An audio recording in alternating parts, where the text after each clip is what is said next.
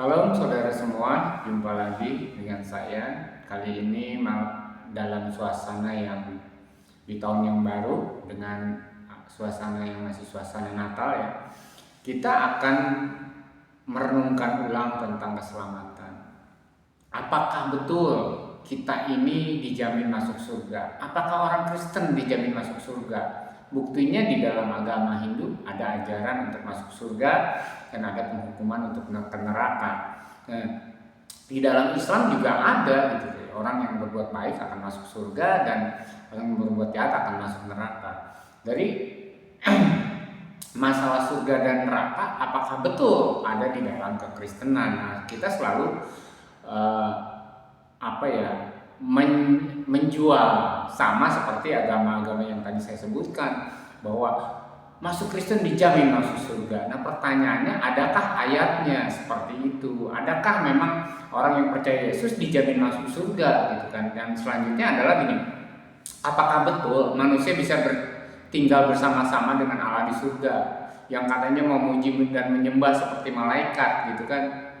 Nah, padahal di surga yang memuji dan menyembah yang menyembah Allah ya itu adalah malaikat ya, yaitu yang disebut serafim itu di dalam ajaran agama Yahudi, Kristen maupun Muslim. Jadi tidak ada manusia menyembah ya setiap hari gitu kan, nggak makan nggak minum menyembah Allah gitu kan. Nah ini yang harus kita renungkan ulang bersama-sama. Kalau saudara-saudara tidak setuju dengan saya tidak apa-apa, tapi ini kan sebuah intro untuk kita renungkan, untuk kita bisa recheck ya, cek dan recheck. Jadi bukan cuma asal dengar dari hamba-hamba Tuhan, bukan hanya dengar dari berita, saudara ya hari ini masuk Kristen, saudara hari ini terima Yesus pasti masuk surga gitu kan. Tapi di mana ayatnya gitu kan? Ya walaupun banyak ayat-ayat yang barang siapa mengaku dengan mulut bahwa Yesus adalah Tuhan, kamu akan diselamatkan. Nah diselamatkannya itu masuk surga apa bukan? Karena pemahaman diselamatkannya juga sebenarnya suatu hal yang ngambang gitu. Keselamatan itu adalah masuk surga gitu kan. Tapi ada orang sudah percaya Yesus tapi berbuat jahat, nipu ya kan, bahkan membunuh ya. Contoh seperti Verdi Sambo gitu kan, dia undang pendeta-pendeta di rumahnya. Kalau nggak salah setiap bulan ada doa, ada apa segala macam, dan mereka berpuasa juga, tetapi kok jahat gitu kan? Apakah itu masuk surga gitu kan? Dan banyak hamba-hamba Tuhan juga yang korupsi, yang melakukan pelecehan-pelecehan, yang mungkin banyak dari berbagai denominasi, ada yang memperkosa pembantunya dan segala macam. Itu contoh lah sebenarnya ketika orang sudah menjadi hamba Tuhan melakukan pelecehan-pelecehan, pembunuhan bahkan. Apakah setelah percaya bahwa Yesus adalah Tuhan dia akan masuk surga? Pertanyaannya seperti itu gitu kan. Jadi kita akan bahas materi hari ini ya, saat ini, dan materi keduanya yang session keduanya nanti episode berikutnya adalah betul nggak sih sebenarnya orang percaya Yesus masuk surga. Nah ini adalah karena kita mau mendengarkan hal yang bukan salah sih, penafsiran yang tidak sepenuhnya salah tapi tidak benar 100% bahwa keselamatan sama dengan adalah masuk surga gitu. Padahal tidak seperti itu gitu kan. Allah tidak bisa, manusia tidak bisa tinggal dengan Allah di surga, tidak bisa. Jadi saya ingin memberikan konsep bahwa, atau pengajaran, atau ya mungkin saya lempar statement lah gitu kan. Coba cari ayatnya bahwa manusia bisa tinggal dengan Allah nggak di surga, ya kan?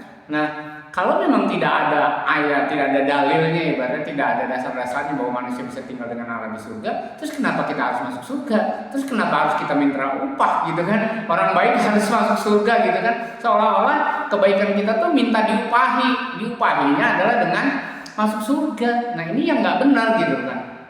Jadi kembali lagi kita kepada konsep keselamatan dan hidup yang kekal. Jadi kita akan bahas keselamatan itu apa. Jadi gini, manusia tidak bisa tinggal dengan Allah di surga, tidak bisa, karena Allah itu kudus, maha kudus ya. Kalau zaman perjanjian lama bagaimana manusia ketemu Allah aja kayak Musa, bahkan tempat kudusnya Allah itu membuat orang bisa mati. Ruang Maha Kudus itu membuat orang bisa mati. Bahkan imam besar sekalipun bisa mati kalau dia tidak kudus. Jadi sebenarnya sangat tidak mungkin manusia tinggal dengan Allah di surga. Dan surga di dalam bahasa Ibrani-nya itu samayim. Samayim itu artinya langit, artinya yang sering diterjemahkan sama surga itu di atas. Jadi bumi itu di bawah. Tidak pernah ada penjelasan bahwa surga itu seperti apa misalnya. Bahwa ya, itu ada taman-tamannya, ada segala macamnya, tidak.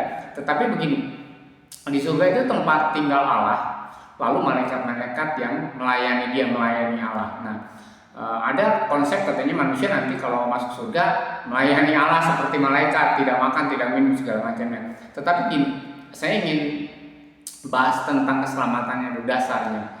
Keselamatan manusia adalah ketika kita dipulihkan kembali hubungannya dengan Allah. Dan itu dijelaskan oleh Yesus sendiri di dalam penjelasan tentang anak yang hilang. Jadi anak yang hilang itu terpisah dari Allah, dan itu sebuah hukuman, sebuah kematian. Jadi kematian adalah ketika manusia terpisah dari Allah. Tetapi anak yang hilang itu tidak mati. Ya, jasadnya, tubuhnya tidak mati, tetapi dikatakan anakku sekarang hidup kembali ketika balik kepada Allah. Nah, sama ketika Adam diusir dari Eden, jadi ceritanya bukan manusia yang disuruh tinggal dengan Allah, tetapi Allah yang tinggal bersama dengan manusia. Buktinya apa? Allah menciptakan dunia ini, lalu menciptakan Taman Eden, lalu ditempatkannya manusia, dan Allah tinggal di situ. Jadi Allah yang turun, bukan manusia yang disuruh naik ke surga, tapi Allah yang turun ke bumi di sebuah taman yang namanya Eden, di mana Allah tinggal bersama-sama dengan manusia, ya kan? Allah bisa aja tinggal bersama-sama dengan malaikat, Allah tinggal bersama binatang-binatang, Allah tinggal dengan semua ciptaan yang ada di planet lain lah. Tetapi Allah mau tinggal di bumi bersama-sama dengan ciptaannya manusia. Mungkin ya ada makhluk lain yang bukan manusia, mungkin alien kan segala macam, tetapi tidak diceritakan Allah mau tinggal dengan alien. Gitu, tapi Allah mau tinggal dengan manusia. Tetapi karena manusia berbuat dosa, putusan hubungan dengan Allahnya terputus, matilah manusia. Katanya engkau pasti mati. Tetapi Adam dan Hawa tidak mati. Nah, dijelaskan ya kalau di dalam sebuah kitab apokrif, yaitu tentang Adam dan Hawa. Ya, di Kejadian tidak diceritakan bagaimana Adam menyesal, tetapi di kitab Adam dan Hawa ya itu diceritakan bahwa Adam itu menyesal sampai puasa, sampai nangis-nangis, sampai dihibur sama Hawa. Itu dia tidak mau karena terpisah dengan Allah, dan itulah kematian, dan itulah penghukuman yang kekal sebenarnya. Jadi ada beberapa hamba Tuhan ya yang muda-muda ya, yang generasi milenial mengatakan bahwa sebenarnya neraka itu adalah ketika manusia terpisah dengan Allah, dan itu hukuman yang kekal. Jadi hukuman yang kekal itu bukan neraka, karena di dalam konsep Yahudi, di dalam konsep Perjanjian Lama itu tidak ada neraka namanya. Nah, jadi kalau orang Kristen mengungkapkan ada neraka, itu kan mengambil dari orang Hindu, mengambil dari orang Muslim. Sedangkan kekristenan itu lebih dulu ada daripada Muslim, kan jadi aneh gitu kan kalau kita ikut-ikutan bahwa di dalam kekristenan itu ada neraka. Ya nanti dijelaskan, mungkin karena Alkitab ada yang menerjemahkan kata yang bukan neraka itu menjadi neraka gitu kan. Jadi yang disebut neraka menurut Yahudi ya gitu kan, ketika manusia terpisah dengan Tuhan, itu adalah suatu hukuman yang kekal. Jadi hukuman yang kekal, yang tersiksa dan segala macam, ya bisa jadi di dunia ini pun dia sudah mengalami yang namanya hukuman yang kekal, makanya itu mati. Nah, tetapi kalau manusia itu balik kepada Allah, maka dia hidup kembali. Makanya di dalam cerita anak yang hilang, manusia hidup kembali ketika anak yang si bungsu itu balik kepada rumah bapaknya. Jadi yang pertama, keselamatan adalah pemulihan kembali hubungan bapa dengan anak, manusia dengan sang penciptanya, ya Adam dengan Bapa di surga, lalu melalui Yesuslah supaya kita dipulihkan kembali. Itu bukan hasil usaha kita, tetapi karena kehendak Tuhan yang ingin bersama-sama tinggal dengan manusia. Jadi manusia ya di dalam agama lain manusia berusaha tinggal dengan Allah di surga ya, dengan cara puasa, dengan cara berbuat baik supaya bisa tinggal dengan Allah dengan Allah di surga. Tetapi pada kenyataan di dalam kekristenan itu beda, bahwa Allah lah yang mau tinggal bersama-sama dengan manusia. Karena itu Yesus berkata, berdoalah seperti apa? Berdoalah jadilah kehendak Bapa di bumi seperti di surga. Karena memang Allah menciptakan bumi itu untuk tinggal manusia, tetapi dia juga mau tinggal bersama-sama dengan kita, yaitu diciptakan lahir dan kamar itu supaya Allah tinggal bersama-sama dengan manusia. Nah, di dalam tabernakel dikatakan bahwa Allah hadir di situ. Jadi Allah yang mau tinggal dengan manusia, bukan manusia yang disuruh nanti pergi ke surga tinggal dengan Allah. Nah, itu yang konsep yang tidak diajarkan, atau konsep yang tidak ditekankan di dalam kekristenan, sehingga kekristenan itu bekerja luar biasa, beribadah supaya bisa masuk surga. Nah, ini yang jadi aneh, karena tidak ada ajaran seperti itu. Yang ada ajarannya adalah Allah mau tinggal bersama-sama dengan kita manusia. Makanya Yesus, Allah itu disebut Immanuel, Allah beserta kita. Allah selalu hadir bersama-sama kita. Itulah yang hidup yang kekal. Jadi hidup yang kekal di dalam keselamatan itu apa? Nanti baca di Yohanes deh. Jadi hidup yang kekal adalah yaitu dia mengenal, ya, kita mengenal Bapa sebagai satu-satunya Allah yang hidup dan mengenal Yesus yang Dia utus. Jadi hidup yang kekal itu bukan bicara tentang nanti masuk surga, hidup yang kekal. Karena pada ceritanya nih, di akhir zaman orang yang berbuat baik dan berbuat jahat pun dibangkitkan dan dihidupkan kembali dengan kekal. Ada hidup di dalam penghukuman, ya, yang diterjemahkan dihukum di dalam neraka gitu ya. Tapi yang percaya, yang diselamatkan itu hidup bersama-sama dengan Allah. Jadi sebenarnya manusia itu nanti, ya, setelah kiamat ceritanya akan dibangkitkan kembali, semuanya kekal. Ada yang kekal di neraka, ada yang kekal di surga, ceritanya begitu. Tetapi ya itu kan konsep tentang surga neraka. Nah, saya yang ingin membahas adalah tentang kehidupan yang kekal. Jadi kehidupan yang kekal itu bukan tentang surga dan neraka. Kehidupan yang kekal adalah mengenal Bapa sebagai satu-satunya Allah yang hidup dan mengenal Yesus, Anak yang Dia utus. Itu sebenarnya hidup yang kekal. Itu yang sebenarnya hidup keselamatan. Jadi konsepnya kekristenan itu ya niru-niru Hindu, ya niru-niru Islam lah yang lahir kemudian gitu. Jadi bisa jadi sebenarnya kita jadi bidat ajaran Yesus, karena kita punya konsep yang sama dengan Muslim. Yang Muslim itu adalah sebenarnya bidat dari kekristenan, atau kita ikut orang Hindu yang lebih dahulu ajarannya lebih ada daripada kekristenan. Jadi kita harus pahami sekarang, kita tidak bisa tinggal di surga, tapi Allah yang mau tinggal bersama-sama dengan kita. Nah, buktinya apa? Ya itu tadi, nanti kalau kita belajar kitab Wahyu, Allah akan menciptakan langit yang baru dan bumi yang baru. Itulah sebenarnya di mana Allah mau tinggal bersama-sama dengan manusia. Itu bukan bicara tentang surga, langit baru dan bumi yang baru. Belum ada. Kalau surga sudah ada, gitu kan. Surga adalah tempat Allah bersemayam. Tetapi langit yang baru dan bumi yang baru itu nanti diciptakan kemudian, karena langit yang sekarang dan bumi sekarang itu kan ada di bawah kuasa si jahat. Kalau kita bicara tentang hal itu, karena si jahat dan pengikut-pengikutnya dilemparnya ke bumi yang ini, bumi yang rusak, dan kita ikut-ikutan merusaknya. Jadi konsep dari keselamatan itu bukanlah masuk surga. Saya ingin ingatkan sekali, konsep dari hidup yang kekal adalah bukan masuk surga, tetapi kita adalah menyatakan di bumi ini seperti di surga, bumi ini seperti di surga. Jadi keadaan yang damai, sejahtera, penuh sukacita oleh Roh Kudus. Itulah yang disebut dengan kerajaan Allah. Jadi kita bahas lagi bahwa konsep kerajaan Allah, sebab kerajaan Allah bukan dari makan dan minum, tetapi adalah soal damai sejahtera, soal kebenaran dan sukacita oleh karena Roh Kudus. Itu jadi kerajaan Allah itu bukan kerajaan sorga itu bukan sorga. Kerajaan sorga adalah suatu kondisi di mana terdapat kebenaran, yaitu Yesus sendiri yang ada di dalamnya, yaitu firman Tuhan. Lalu ada damai sejahtera dan sukacita. Lalu ada sukacita karena Roh Kudus, bukan sukacita karena uang, bukan sukacita karena diberkati, bukan sukacita karena main musik gitu kan. Nah, tapi sukacitanya hanya karena Roh Kudus, dan itulah yang Allah kehendaki supaya terjadi di bumi. Itulah yang disebut kerajaan surga. Jadi kita harus bisa membedakan bahwa kerajaan surga dan surga adalah hal yang berbeda gitu kan. Surga tempat Allah bersemayam, kerajaan surga adalah di mana suatu kondisi di mana kebenaran berkuasa, di mana damai sejahtera berkuasa, di mana sukacita karena Roh Kudus berkuasa. Dan hidup yang kekal itu adalah ketika kita mengenal Allah, ketika kita punya karakter yang sama seperti Yesus, kita dipulihkan kembali menjadi serupa dengan segambar dengan Allah. Dan serupa dengan segambar dengan Allah itu adalah Yesus. Ya, kenapa? Karena Adam telah gagal menjadi serupa dan segambar dengan Allah, lalu diutuslah Yesus supaya menjadi serupa dan segambar dengan Allah. Dan ketika kita ikut Yesus menjadi serupa dengan Yesus, maka Yesus menjadi yang sulung di antara semua saudaranya. Jadi kita memiliki karakter ilahi, dan ketika kita memiliki karakter ilahi, itulah kita memiliki kehidupan yang kekal. Sebab Yesus berkata, "Aku datang untuk memberi hidup." Ya, supaya mereka mempunyai dalam kelimpahan, yaitu hidup yang berkelimpahan, bukannya harta yang berkelimpahan, bukan duit yang berkelimpahan, bukan emas yang berkelimpahan, tapi hidup yang berkelimpahan. Hidup yang berkelimpahan artinya hidup yang bermanfaat bagi banyak orang, hidup yang menjadikan di bumi ini seperti di surga.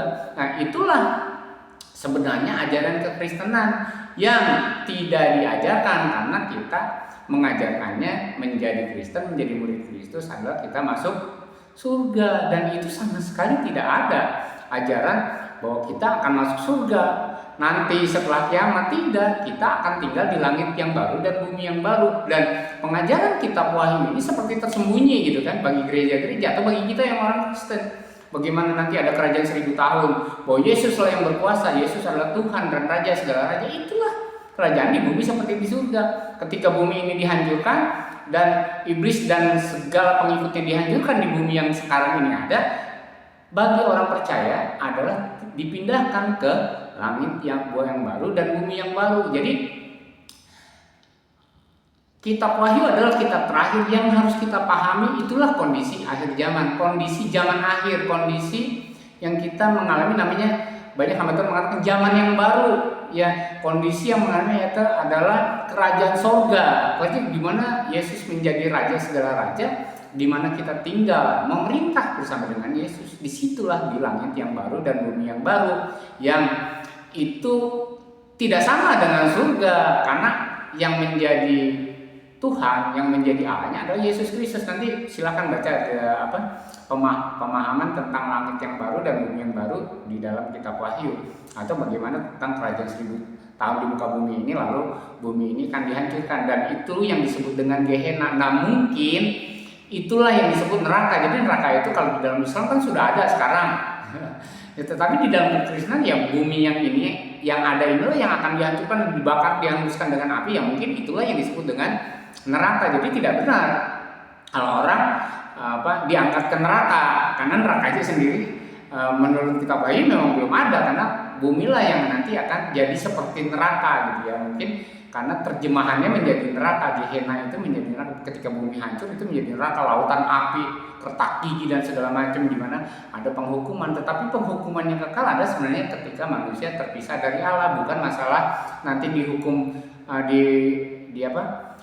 di Gehenna atau di nerakanya, karena hukuman itu hanya untuk iblis dan pasukannya. Ya, kalau manusia ikut iblis ya ikut di situ. Jadi manusia tidak ditentukan untuk dihukum di situ, tetapi ketika manusia terpisah dengan Allah ya otomatis akan terhukum, otomatis akan mati, karena dia tidak bisa berhubungan dengan Allah Bapa kita di surga. Nah, itulah yang harus kita pahami. Sekali lagi saya menekankan, apakah kekristenan itu mengajarkan tentang masuk surga? Sebenarnya tidak, tapi karena kita yang namanya marketing berlomba-lomba untuk menjadi agama terbesar, kita saingan dengan Muslim, kita saingan dengan Hindu, tapi akhirnya kita memakai ajaran mereka untuk kita masukkan ke dalam gereja, sehingga gereja selalu mengatakan, ayo siapa yang mau masuk surga, ayo ikut Kristen, ayo siapa yang mau masuk surga, siapa yang mau diselamatkan dan masuk surga, iya, percaya sama Yesus. Nah, itu konsepnya jadi konsep mereka, gitu kan. Jadi konsep yang jauh dari arti keselamatan, jauh dari hubungannya hidup yang kekal. Jadi kembali saya ulangi sekali lagi, tegaskan sekali lagi bahwa hidup yang kekal adalah mengenal Bapa sebagai satu-satunya Allah yang hidup dan mengenal Yesus yang Dia utus. Jadi itulah arti hidup yang kekal. Silahkan baca ayat di Yohanes nanti. Yang kedua adalah tentang kerajaan surga. Kerajaan surga itu bukan surga, tapi kondisi keadaan di mana tentang kebenaran, ya, kebenaran yaitu Yesus sendiri itu ada. Kerajaan surga adalah tentang damai sejahtera, di mana manusia dalam kondisi apapun mengalami damai sejahtera. Ya, dan yang ketiga adalah karena sukacita oleh Roh Kudus. Silahkan nanti cari ayatnya sendiri. Ya, saya hanya menyampaikan supaya saudara belajar, tidak menerima apa yang saya sampaikan itu mentah-mentah. Silahkan dikonfirmasi, semoga Roh Kudus memberikan pernyataan, mengajarkan kita ketika kita membaca firman Tuhan. Dan selanjutnya adalah yang tadi, keselamatan yang sebenarnya adalah ketika kita dikembalikan menjadi seperti Allah, ketika kita punya karakter Kristus, ketika kita menjadi serupa dan segambar, berkuasa atas bumi ini, berkuasa atas ikan-ikan, berkuasa atas burung-burung, bukan menghancurkannya. Ketika kita menghancurkannya, sama aja sebenarnya kita tidak serupa dengan segambar dengan Allah, karena tujuan Allah menciptakan manusia adalah baiklah kita menciptakan manusia supaya mereka berkuasa memanajemen dunia ini gitu, supaya di bumi seperti di surga. Jadi itu yang saya mau sampaikan hari ini. Semoga Roh Kudus memimpin kita bahwa keselamatan di dalam kekristenan bukan berarti manusia tinggal dengan Allah di surga, tetapi pada kenyataannya Allah lah yang ingin tinggal dengan manusia di bumi ini gitu. Allah lah yang mau tinggal dengan manusia, dan manusia ketika mengalami hadirat Tuhan pasti mati, ya kan? Tetapi melalui Yesus Kristus lah yang diutus, maka disebutlah Immanuel, artinya Allah tinggal bersama-sama dengan kita, Allah beserta kita selalu. Akhirnya kita mengalami yang namanya damai sejahtera dan sukacita karena Roh Kudus, karena ada kebenaran di tengah-tengah kita. Yesus adalah kebenaran di mana kita punya pengharapan akan kemuliaan. Nah, itu yang harus kita pahami bersama, bahwa kekristenan jangan lagi mengajarkan bahwa dengan menjadi orang Kristen, saudara, kita akan masuk surga. Tidak demikian, tetapi adalah supaya kita mengalami yang namanya kerajaan surga dan mengalami kehidupan yang kekal, yaitu mengenal Bapa, hidup, punya pikiran dan perasaan Kristus, bertingkah laku seperti Kristus, ya kan, menilai segala satu seperti Kristus. Terima kasih sudah menyampaikan. Semoga Roh Kudus menolong kita sehingga kita menjadi segambar dengan serupa dengan Allah. Amin.